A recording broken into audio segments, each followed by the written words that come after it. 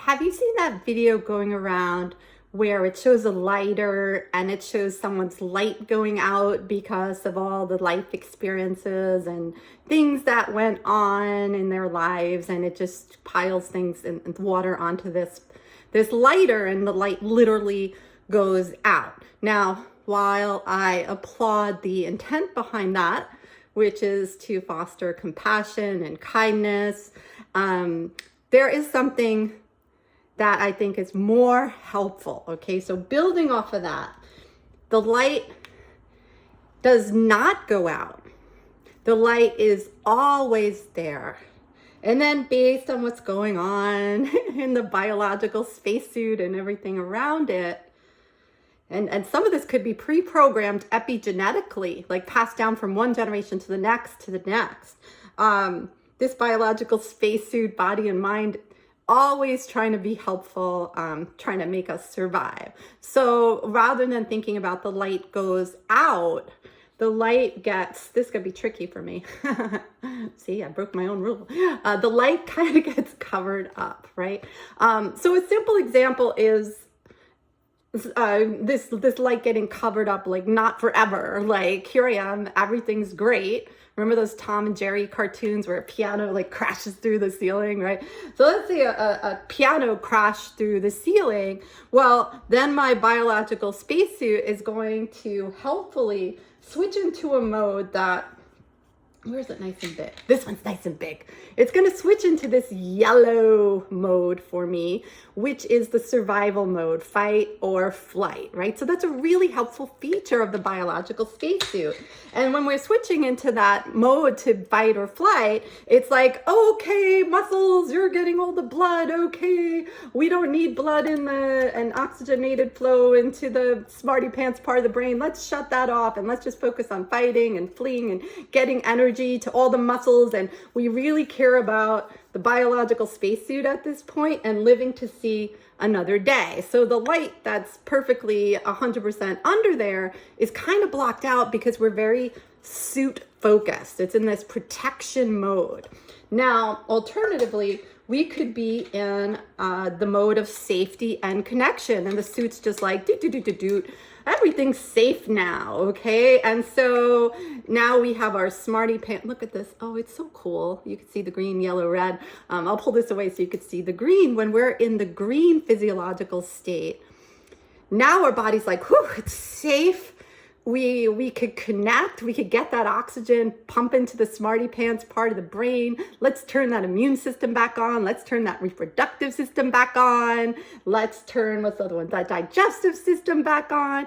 And since we're not just in this protection mode, we're in this mode to thrive and to really feel enthusiastically engaged aliveness. And we're in this connection mode, this reception mode, right? So we're in this social engagement where we connect with others, where we create, where we just broaden our horizons, and we can do so much. We feel so alive. Notice I do still have a little Earth Guide only or two in there to help us out. But what you'll notice, and what I recommend doing, is taking a SEC check, S-E-C, somatic, so what's going on in my body, what sensations are there, emotional and cognitive, because across all these three states, it affects all the body systems. So it's a beautiful, helpful thing to have access to these three states. Now, I'm huge on getting to what I would call the super green state.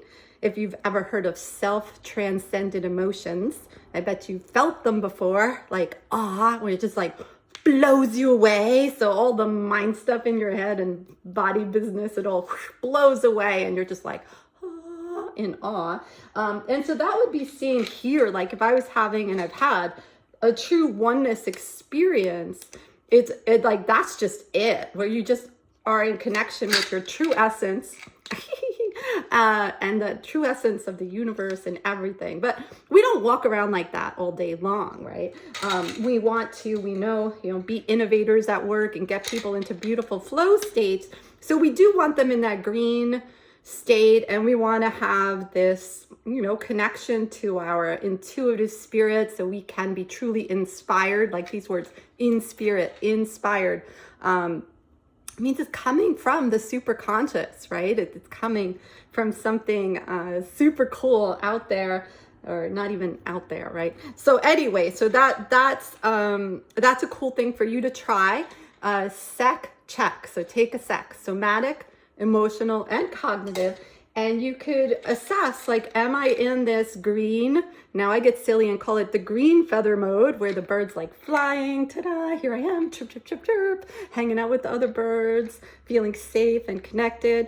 Am I in super green, like having those self-transcendent emotions? So we have in the SQ workshop an awe experience, and they go, everyone puts in, like, oh, wow. We're not faking anything. It's all experiential. Like, wow. So how do I lift myself up if I'm in yellow? And if that's my default state, then, what's truly a helpful survival, quick, let's live to see another day mode is now not so helpful, right? So it's always either something that's helpful or helpful about the biological spacesuit itself, about the little Earth Guide Onlys that pop up in there, and depending on the state of the suit, you'll get different advice, right? If that popped in there, this piano fell through my ceiling, then I'm gonna be like, the voice could be like, get that out of here, and then later I'll be, if I'm still worked up, what kind of idiot lets a piano fall through the roof, right?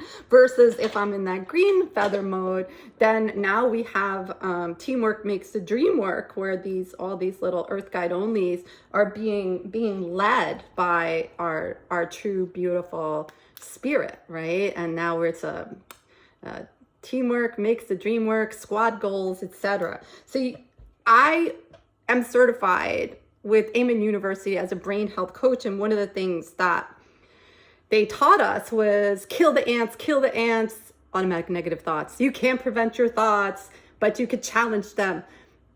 You don't have to just live your life killing ants, right? You get to know, first of all, what state am I in? Because the state precedes story. So what state am I in? That's going to precede the story I have about the world. And then, like, get to know this little cast of characters, right? Get to know this little, and then you could have true inner harmony. So where this one would be that blissed out, just oneness experience. Great. That's awesome. Let's do that. But we do have to show up in the world. So where's my one? There's some stuff going on in there, but I could get into a nice flow state and feel like, I'm enthusiastically engaged, alive. My seeking system's turned on, and one of my little circuits in there that just makes me feel alive and engaged and like I'm contributing. And so we could do that. And I can also appreciate if my suit is like full of all this stuff that's blocking it. Like, first, is it because I'm in the yellow feather mode, or even the red feather mode? And then what could I do to, like, get myself to green? And we could get ourselves to green for a moment, but what do we do to get ourselves so that green is our home base, right? Where I'm in green most of the time, because it's perfectly normal all day to go from green to yellow to red and back, right? But where's your home base, and how smoothly are you moving through from social engagement? We're all safe. Let's stay and play, rest and digest, create, thrive, all those good things, to the yellow where it's like fight or flight, to the red where it's just like numb, checked out, hopeless, and despair, right? And so it's normal all day, not all day but like depending on the circumstances of your day, you're gonna go to all those modes. And then there are blended modes, which we'll talk about another day, right? So what state am I in? Because that precedes so much, right? And then also we'll talk about other things that might be going on, because again, everything that this suit is programming, sometimes it comes pre-programmed, but with epigenetics from our ancestors, what happened to them. The epigenetics is wrapped around It means that something is wrapped around the DNA and passed on that way from generation to generation. And how does it think it's being helpful to me? And then how do I call it back to love? So we're not killing ants. We're not batching anything. Anytime you see anything that you're not a fan of, that distresses you, or you're like, that bothers me, I wish it wasn't this way, you flip the coin, right? Call it back to love. So if you have all these little helpful earth guide onlys popping up and they're all crabby and cranky, maybe you're hangry. Maybe, right? Maybe your biological spacesuit is like, wow, we didn't eat for a while. There must be limited resources out there. So whatever food comes along is going to be for me, right? And now I'm angry. It's trying to be helpful, right? Or am I in this yellow mode? Is it temporary? Am I in ever stressed mode, meaning chronic yellow? Because then the suit does other like helpful things, like say, oh, we're going to wire for protection. And so now we're going to look for danger, even where there is none. And we're going to start to say danger, danger, danger, danger, danger. So even neutral faces are perceived as dangerous when someone's biological spacesuit has helpfully took on this stance of being wired for protection, right? So that's the biggest thing. That's the biggest thing that you do is the SEC check. Getting yourself to little moments, micro moments of green could be like awe experience. So I made this with the 3D image company, and I bought like, oh, you could see it. Haha, could you see? Could you see what's in there? Oh my gosh, that's so cool. You could kind of see it. I mean, you just look, it's a beach and a palm tree. And we tested this. We tested VR and the beaches and out of space are the ones that just gave people such an awe experience. Now, of course, I live in San Diego. I look at palm trees and I have that awe experience all the time. But we have to truly feel these things. We're not bashing our brain and being like, you need to feel awe, right? No, it's really experiential.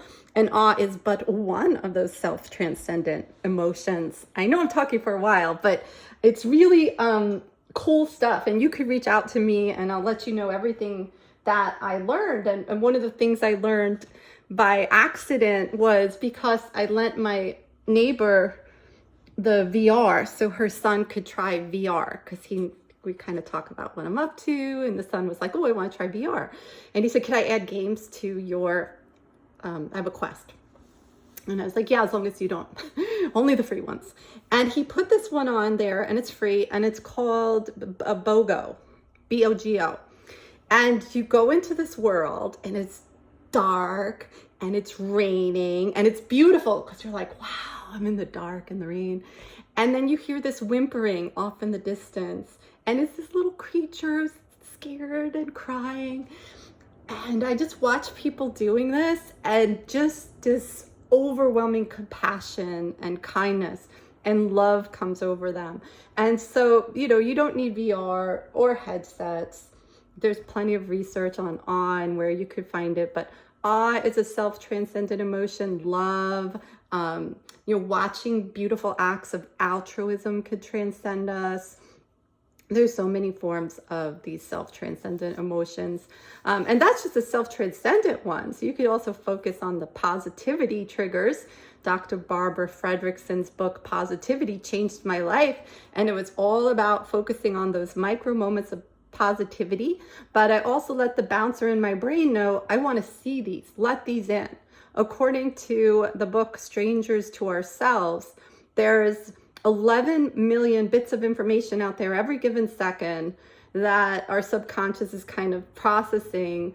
It's available, but how many can make it to our conscious radar? Only 40, right?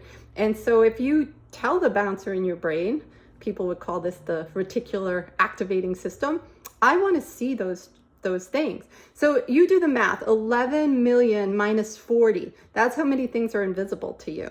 And again, that's a helpful feature. And we have this bias towards negativity so we could stay alive to see another day. And if we have this constant cognitive overload and like barrage of information, we're only going to notice the negative things. So So letting your brain know, I want to see those positivity triggers, and that like literally changed my life. I went from being in ever stress mode to like walking outside, seeing all these hummingbirds. They were probably there all the time, and now I see them all the time. Now I could spot hummingbirds. Like people are like, how do you see those hummingbirds? My brain knows she wants to see the hummingbirds. They make her feel awe. She likes it. So in Dr. Barbara Fredrickson's book, it was awe,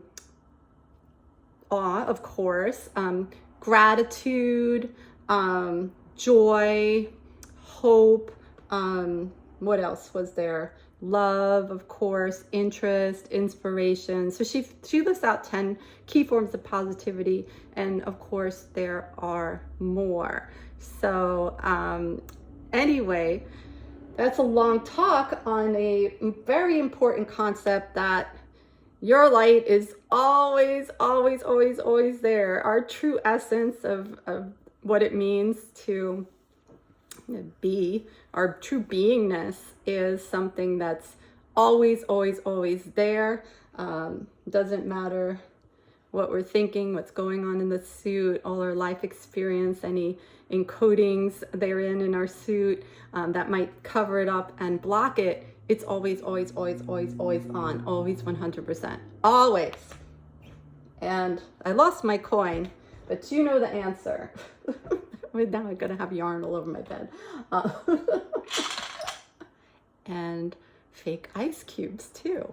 All right, answer, always call it back to love. The foundation of literally everything is love. And that's the one truth, the one true energy, the one true frequency.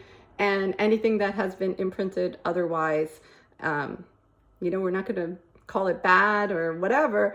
We're just going to call it back to love. And there you go.